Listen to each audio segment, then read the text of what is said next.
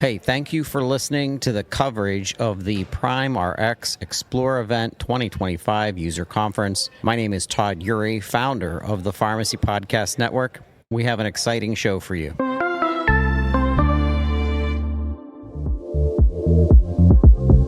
You are listening to the global network of podcasters dedicated to the pharmacy profession. Welcome to the Pharmacy Podcast Network.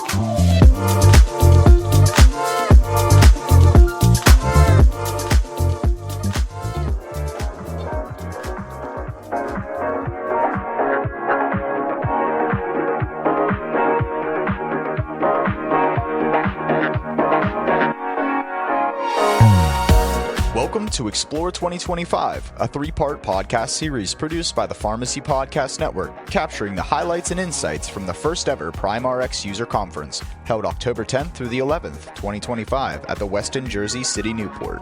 Over 2 dynamic days, attendees explored the PrimeRx ecosystem, covering long-term care models, AI-driven patient engagement, DSCSA compliance, and the company's first integrated pharmaceutical purchasing workflow. Sessions and workshops focused on emerging trends and continuing education, equipping pharmacies to stay compliant, profitable, and future-ready. The event revolved around 4 key pillars: growth opportunities, cutting-edge technology, meaningful connections, and game-changing solutions, all designed to empower independent pharmacy owners. Here's part 3 of our 3-part series. And it is because of that we sort of forgot our boundaries. A lot of people are like, oh, you are a pharmacy software that does independent retail. Oh, you are a long-term care pharmacy. Oh, you are outpatient, you are inpatient, you are a health system, you are this. We just did not know what it means. We just understood the prescription, the journey of a prescription well enough that does not matter which spectrum you fit in, our software would automatically just go into that. So today we serve retail pharmacies, obviously, long-term care, closed-door pharmacies. There are pharmacies that only do long-term care with our software. Specialty, huge market, huge segment. We'll talk a little bit more about it. Compounding, we have closed-door compounding pharmacies that use us, 340B clinics, mail-order pharmacies, physicians' offices, health systems, hub service pharmacies. There are a lot of big pharmacies who have online names, etc. Behind the scenes, the engine is PrimeRx. So you may sometimes not realize what PrimeRx has. Just because you don't see it doesn't mean it does not exist. There are a lot of things that are turned on and off because we are like, hey, we don't want to necessarily have something not being alerted because you are not this kind of pharmacy, that kind of pharmacy pop-up. So a lot of these kind of configurations are in PrimeRx, and you will have an opportunity to explore different things on the floor. And I definitely encourage you to bring your problems over so that way we can make sure that we can show you, hey, this is how we address it. Is it the best way to do it? Probably not, but like if we see a gap that you can say, hey, if you do this, then this will happen. So that's why I said, right, my superpower is connecting the dots. If I see it in front of me and if I can visualize it, then we can pretty much do that within the software 100% of the time. Okay, so this is the pharmacy ecosystem. So as I said, and like in the bottom you see our 4 products: PrimeRx Pharmacy Management System, Market, POS, and My PrimeRx, and I'll talk a little bit more about it, and definitely it won't take too much time because I want you guys to experience and see all those things with the enterprise and cloud, because enterprise and cloud both are now embedded in the pharmacy ecosystem. So from script filling to script pickup, inventory management, revenue collection, drug procurement, data analytics, patient engagement, all these things are what we consider that does not matter what kind of a pharmacy you are. Like on the previous slide, you saw different kinds of pharmacies, but these are pretty much standard things across all the pharmacies. And our products from PrimeRx and Market. Well, first of all, who knows what PrimeRx Market is over here? Okay, so very few people. So are you guys familiar with online trading platforms like Marketplace? When you go to Facebook and you want to sell something, you go there and you say, hey, I want to sell this, and then somebody comes and buys it, right? So there was a company called Trexate and we acquired it and rebranded it as PrimeRx Market. Essentially, it's a trading platform where thousands of pharmacies, not only just PrimeRx users, but thousands of pharmacies register, and there are about 40 or 45 different odd suppliers, and they simply purchase drugs over there. It's an online trading platform for procurement of drugs. So that's what PrimeRx Market is. PrimeRx POS is obviously it's a POS, but it's not just a POS, right? It's your delivery tool, it's your credit card, it's your online portal, and everything gets reconciled over there. So that's what PrimeRx POS is, and we'll talk a little bit more about it. And my PrimeRx is more on the patient engagement side. So the consumer behavior has changed considerably. So the assumption over here is like, don't just expect everyone to be okay with the phone call and the ability for you to make outbound and inbound calls. People expectations have changed. They want things right here, right now. My daughter used to order Uber Eats, and I was like, why do you order Uber Eats? I don't want to spend the $5 extra. And like now I order Uber Eats more than she does. So I understand the importance of time and convenience. And that's what the consumer shift is. That's the consumer mindset that is actually occurring right now. So we'll talk a little bit more on my PrimeRx because it's a whole completely evolving module. There is AI into it, and Daryl's going to do a segment on it tomorrow, so we'll talk a little bit more about it. But in short, this is the pharmacy ecosystem that we were talking about, right? So I'll talk a little bit on the pharmacy landscape. You know, this is, by the way, one of the difficult jobs specifically for me. I'm a very much 100% product guy, right? Features, I'm like living within the industry, like, oh, what is the problem? What is the problem? So talking about a problem is simple. But today my job is not to talk about products, not to talk about features, not to talk about problems, because my team is going to manage that. So that's the reason I'm going to a storytelling mode into the pharmacy landscape industry and all that, right? So just bear with me. So pharmacies today aren't dispensers of medications. They are hubs of health, data, patient relationships, and care continuity. And this is very, very much true. I think Onesis, when he comes on the stage, he'll talk a little bit more about these kind of things, that if you just look at pharmacies where, okay, you come, you take the medication, you go, obviously you're missing the point. And you guys know that more about that than me, because it's a relationship business. People don't just come for medications. They want to talk. They want to basically make sure that they are serviced properly, items are received appropriately, they are being counseled and all that. So it's just more rather than just a transactional business, right? So we are at a crossroads. We have been at the crossroad for some time. You know, the reimbursements squeeze, the chain power market, that means scripts are being routed to mail orders, rising operational costs. So while the reimbursement is down, your rents are not going down, your employee wages are not going down. It is becoming more and more difficult to retain the staff that you need, the experienced staff that you need, because all these regulations that are affecting, and the cost of living is going up. So how do you manage all these things? Consumer shifts, right? People's expectation is like, oh my God, I got a text from this chain or that chain. Should I just do it this way because now it's much more convenient for me? Maybe the retail pharmacy where I walk down to is super nice, but like I need the convenience also. So the consumer shifts, right? Regulation and policy. There are state level initiatives, like unless some of these regulations don't go into practice, then sometimes this becomes difficult. The provider status of pharmacies, ongoing drug pricing transparency. This can help or hurt depending on the outcomes of these policies, right? And we will talk maybe for 5-10 minutes a little bit about that also. But those are some of the pressures, not all of them, because my intention was to just look at the high-level list of the headwinds that are in the pharmacy. But there are opportunities also. And I encourage everyone to look at the glass half full kind of mentality, because there are truly opportunities. We have seen that pharmacies who change their mindset and look at the evolving practice and say, okay, how do I be adaptive to maybe now looking at clinical services, maybe looking at health outcomes. How do I modernize my pharmacy? How do I look at this challenge? How do I overcome it? They are surviving. There is funding coming from other sources where you are not looking. My only request is don't give up. We have seen hundreds of pharmacies closing.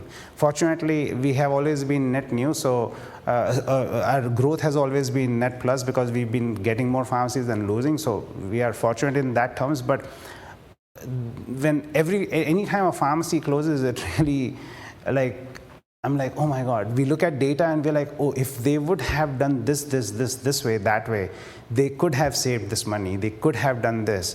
There is a report in the pharmacy. Yes, they could have looked at this and studied the trends and made the business for pharmacy better, but they missed it because they were in the process of filling prescriptions, dispensing, looking at this employee issue, looking at this delivery issue, looking at this, that, whatever the business of pharmacy takes, right? And these things are real. So, I empathize, but at the same time, start looking at data, start understanding the data trends, start looking at what other pharmacies are doing. Why does somebody go into MedSync? It's a lot of effort to go into MedSync, but what are the advantages? Does it make your cash flow and your inventory a little bit better? Does it give better consultation and counseling to the patient? Do you have to go send a driver to the same zip code 3 times a week, or can you do it in one shot? These are the kind of things. We have the solutions, right? Just because the software has a feature doesn't mean that you're going to execute it, but bring that problem over to us and say, how do I do this better? You will see those kind of opportunities. We have zones where you can do your refills and you can say, hey, I looking at my data, I can say that my pharmacy penetration is in this zip code. And these things are available into PrimeRx. So you can say, okay, my radius of patients is around here, so I can have these things segmented into zones, and I can say I want to do fill for this zone, finish it, deliver it in one thing. I want to send text message to this zone. I want to do MedSync and etc. So these kind of options are there, but look into the feature sets, look at what data is telling you, and then make decisions. Getting into clinical services, diversifying, going beyond just the filling prescription, right? Offer vaccination programs. I think we have a pharmacist probably coming today or tomorrow and talking about it. What did they do to completely change their business model and get a huge amount of respect from the community just by offering vaccination services, right? Point of care testing, chronic care management, collaborative practice agreements. If you don't know what this is, it's basically working with your physicians and getting into a practice agreement to essentially provide some of the services that the physicians normally could provide, but you are providing instead of the physicians. These services are able to generate more revenue streams, and a lot of this information is available out there. When you go to conferences, when you go to networks, these things are available. Just diversify and look at the opportunities. Become a local healthcare hub, right?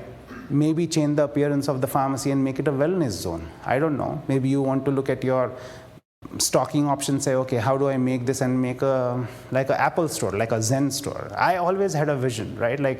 Could someone go into a pharmacy and, there's a Android bot and I can go in and I can say, okay, this is who I am.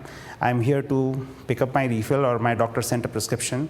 And when this happens, we, in the software behind, we can tell you this pharmacy, this patient is in the store. Now, based on your queue, it'll tell you that, okay, you have 10 minutes before your prescription, your refill, or your consultation can be done.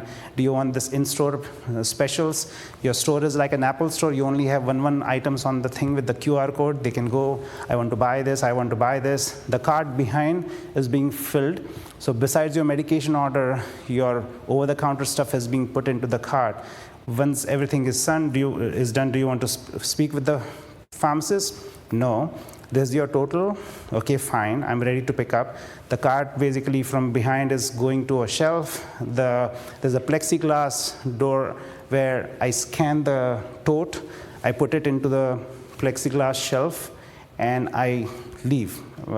And you get a notification that please go to this Z13 identify yourself, you pay your credit card, you sign for it, the door opens, light turns green, the door opens, you take the medication, go. These kind of things are possible, by the way, right? May require you to change the layout of your pharmacy, you may need to be known as a wellness zone and all that kind of stuff. It requires out-of-the-box thinking, right? So specialty and niche focus, like carve out, like being hybrid is the in thing now. Retail plus this, retail plus that. You have a store, can you do retail plus specialty, retail plus LTC? We have a session where we are going to talk about dual NPIs. How can you work with dual NPIs, one for retail, one for LTC, and get paid more on the LTC side? Make your relationships with the networks that you know. Long-term care pharmacies, facilities in your area, physicians in your area, make those relationships over there, right? The value-based contract and direct payer relationships. That's what I was talking about. Like, there are services that your physicians can do, but you could do that instead of them and basically have an agreement with the physician for a collaborative practice and generate some additional revenue streams. Digital and delivery capabilities. As I said, the consumer mindset has changed. They are already expecting everything at their, when was the last time you flagged a cab? You always called Uber, right? So when you receive a medication, okay, I received my medication, I want my refills to be filled, this is my profile, what's my active list of medications, I have my external, that means I take these prescriptions from here, this prescription from here, I want all of this managed within my app, I want to transfer my medications, all of this is possible. And this is like digitalizing your pharmacy, telling your patients, just because you have an app does not necessarily mean that people are going to use it. You have to, once again, it's a business, right? Think of how are you going to market it. Have QR codes in your pharmacies. Encourage the patients to use your app. Tell them that this is a 24/7 business. The more you keep talking about those kind of things, that's when the patients will realize that, yeah, okay, they are actually modernizing your pharmacy. The marketing and patient experience, I was just talking about that. Consolidation and alliances. So this is, multiple stores. If you are merging together and creating a group, do all those kind of things, right? There are state-specific programs. In this particular case, I know that we are going to talk a little bit about integration of telehealth and also telehealth and how does New York basically pay for contraceptives and all that. So there are these kind of opportunities available in each and every state. Look at that and tap into all those kind of things, right? So that's the tailwinds. New tech. So this is a little bit on a 2-year product vision. And I did not realize that, it came out this small, but I can talk through it. Interoperability and integration, right? So this is our vision of saying, like, in the next 2 years, this is what we are working upon, right? Working on standards that allow us to communicate with EHR systems, nursing homes, other health system vendors, right? Working in silos is no longer possible. The data needs to be more at a global level so that it can be shared and it can be communicated with not just the patient, but the physician and the caregiver, et cetera. That's where the data is evolving to, right? Automation and robotics. Anything and everything that you can automate should be automated. In terms of robotics, in terms of processes, Khalid is going to actually show you a feature where when a prescription comes, the whole thing is just created automatically. You don't need to type prescriptions. You will relinquish control. It will be a different workflow in your pharmacy, but those are the kind of things that you need to check. Do you want to spend time in filling prescriptions, or would you have just workflow steps to say, okay, let the prescriptions be filled properly automatically. I'll just do direct verification, pharmacist verification. Prerequisite, yes, you have to have your inventory under control, right? So these things are there, but yes, you have to do a little bit of work in order to make this complete automation work in a seamless fashion, but there are pharmacies that do that and they have been very successful. We want to show you how you guys can do that in your pharmacies also. Multi-store and chain support. So we are going to focus a lot more. So we have Prime Central, which allows you to aggregate data. So if you have multiple locations, you could literally operate like a chain, aggregate data. As I said, if you can make decisions based on data, absolutely do that, right? Because that will tell you where you need to focus, how do you need to purchase smartly, what is it that you need to do in terms of your staffing, how do you do load balancing and all that kind of stuff. So we are focusing a little bit over on those things as well. Telepharmacy and remote care. So we just are having our first integration with the telehealth platform, probably launching somewhere around this month. So we are focusing on that and remote patient monitoring as well, because there are practices that you can engage with and generate revenue by making sure that the patients who are on multiple comorbidities, how do you basically manage them and have a better health outcome for them? That's how you'll be able to get more money for those services provided, right? Maybe just filling a blood pressure medication is not enough. Maybe maintaining the blood pressure and having clinical documentation that is backed by CPT codes that can generate a medical billing file for this and get you paid for the services generated. That's where the focus needs to be. So carve out time accordingly, right? Patient-centric solutions. So we are working on AI-driven chatbots, and we actually have a POC. Daryl's going to do a session on this tomorrow. We are focusing on three-dimensional approach on AI, on what is it that we can do for AI to, first of all, have it consumer-based, then have it product-based, and then have it staff-based also. So it's here, it's real, nothing to be scared about. It's not here to take jobs. At least in the healthcare, it's supposed to make time, because that's where the problem is.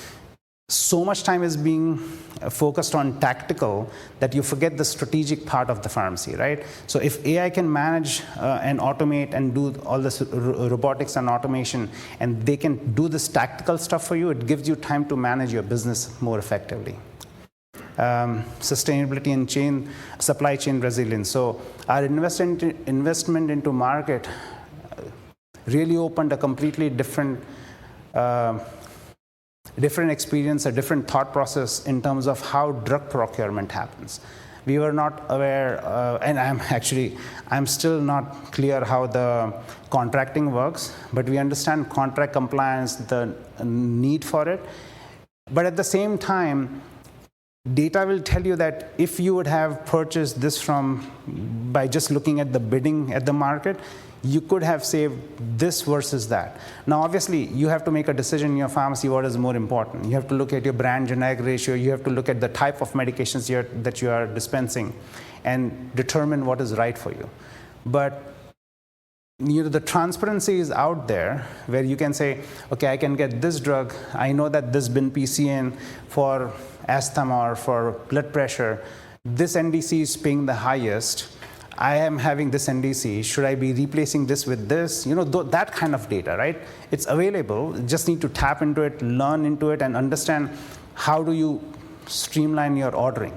At the end of the day, it is still a business. You are still buying and dispensing a drug, and you are making money because of the services and the clinical services. So if you have a better buying experience rather than just throwing in the towel and ordering everything from everywhere, if you have a better buying experience, that may be a game changer. So I was talking about the three-dimensional approach to AI, right? So the consumer side of it, where the chat agent or the voice agent is talking, and what happens in the pharmacy? You get hundreds of phone calls. You pick up a phone call. What is it that you are really doing where you are using your clinical information and without looking at anything and talking to the patient? Yes, there are instances when you do that, but 90 out of 100 times, you're looking at the screen and you're translating everything to a consumer. You're not really doing anything else. That's something that can be replaced with AI very easily. The online chat systems, where if you have a web presence, where is my prescription, the status of my prescription, is my refill due, what is my copay, I need to pay for this. All these things could be just managed by AI. And this is available right now, by the way. It's not something that we are like, hey, this is future kind of stuff, right? The product-based AI, so this was the consumer side. We are also talking product side. So this is where we are going to invest into. So if you want to say, hey, what are my top 10 generics? yes, we have a report, but it's easier for you to just talk to the computer, and the computer will say, these are your top 10 generics. What I might suggest the top 10 NDCs by profit based on bin PCN group, fill all available refills that are due in 3 days, show me a list of all inactive patients. That means patients who have not been coming to the pharmacy. What can I do to basically encourage them to come back to my pharmacy? Give me a list of all auditable events for a particular bin PCN group number. So when an electronic prescription comes, if there are mismatches, we actually have a report that tells you, hey, these are all the things that you have made a mistake. Most people don't either know about it, or you are so much busy into doing a lot of stuff that until an audit comes, you don't look at that report. But there are ways to automate it where on a weekly basis, you can just streamline and clean all those issues, right? So the support-based AI. So this is the AI being used at our staffing levels, so that way, when you call support, instead of 5 technicians giving you 5 different responses, we are looking at, hey, what responses have the most thumbs up. That's the response that not only our support agents can give you, but likely the AI agent itself will give you on the phone if you are able to talk to them. So you're working on those kind of technologies and working with those vendors that are basically allowing those technologies. So we are looking at AI in a completely different manner also, right? AI-driven medication therapy managements, predictive analysis to identify patients at risk of adverse drug reactions, and implementing AI-driven systems to spot irregular prescription dispensing patterns to avoid fraud, etc.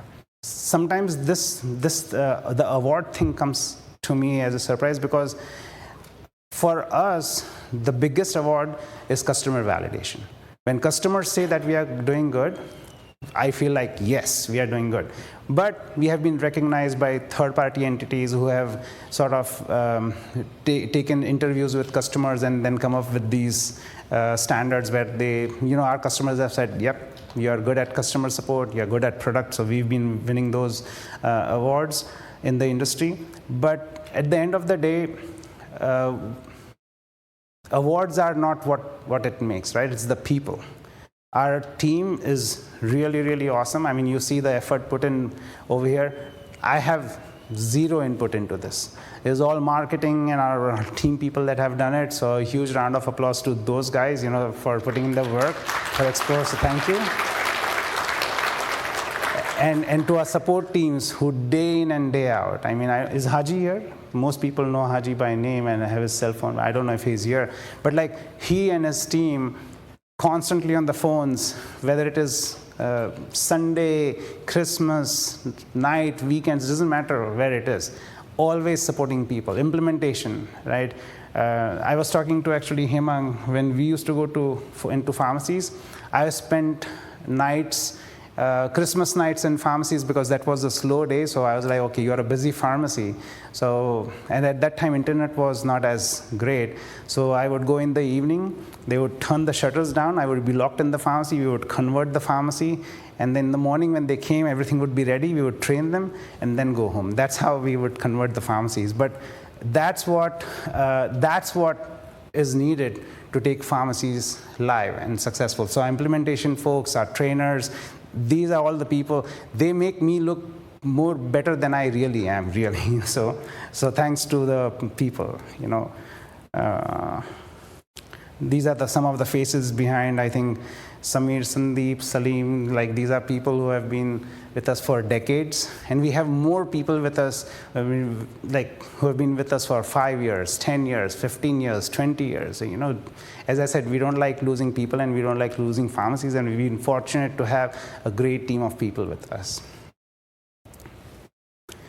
So why Xplore? Why did we put up Xplore? Yes, I mean, there's going to be new technology and there's going to be sessions, there's going to be hand-on product training, there will be keynote from industry experts, tips on increasing revenue, etc. Yes, all this is there, but it is really to listen to you. We want a platform where our users can come and give us suggestion, give us feedback. if you have a problem, you will likely find someone in this room that has a solution for it. It may be not necessarily from our team, it may be another pharmacy that's using our software that uses it differently. So that was the reason. We've been always hesitant, like, I don't know what would we do by bringing all the people. But as we went across and we saw a lot of smaller vendors, we were like, you know what, I think we can do it. So this was our first attempt, so that's why we just brought in. And the main, yes, we have all this, but the main intention is to listen from you. We want to hear from you and we want to improve. This is just the starting for us. We finally have our heads from behind the computers. We looked up and we think that we have done something decent. Our customers are backing us up and we want to give you more firepower. So tell us what is it that we need to do to make sure that we give you better products and services. Tell us your pain points. Let us show you what we have. And if there's a gap, then this is software. We can 100% of the time make sure that it's available here, right? So you're here to listen and learn. And a big thank you to our sponsors. This would not have been possible without the support of the sponsors. Like, I think, I don't know, am I putting myself on spot, but I think next year we are going to definitely do a little bit bigger and a little bit better as well, because it looks like we opened and we got sold out immediately, and we were like, oh my God, we should have probably just had a bigger venue and more bigger exhibitor space. But next year we'll probably do a better one. So Real Value, they are platinum sponsors. Thank you. Legacy, Ritesh, besides the fact that there's a lot of other help that you did, thank you for sponsoring us as a gold sponsor. Health First. I don't know if Bhavesh is here, but they were one of our sponsors also, and there's a unique story to that, and I want you guys to hear it. This is a payer that is actually communicating directly with pharmacies in New York. They came directly to us because they're like, hey, we've done a lot of things. Can we work through technology and make real-time impact? So instead of, you could do MTM, but what if when the patient is here, the payer will tell you, hey, this is an opportunity. Will you do it? If you do it, some may generate $5, some may generate $25, but that was the kind of thing. So we have data where we have had pharmacies on maybe $15,000, $16,000 a year just because of those kind of collaborations. This is just one payer. We actually got recognized by KLAS. KLAS is a big organization that does healthcare awards. They recognize us. They're like, this is very, very unique. It is not the fact that do this after the patient leaves the pharmacy. This is when the patient is in the pharmacy, all the opportunities. So we did that with Health First. So thank you for sponsoring that. And our silver sponsors, DrugLift, WorldPay, Prawns, DiversifyRx, MedPro, Icon, NextIPTEL, Finer, NetRx. Thank you guys for supporting us. And our exhibitors, Affinity, CPS, and Lumistry, NCPA, Allwin, GeriMed, RX2Go, CurveMyMeds, Integral RX, Matrix, and RX Systems. Thank you, thank you, thank you.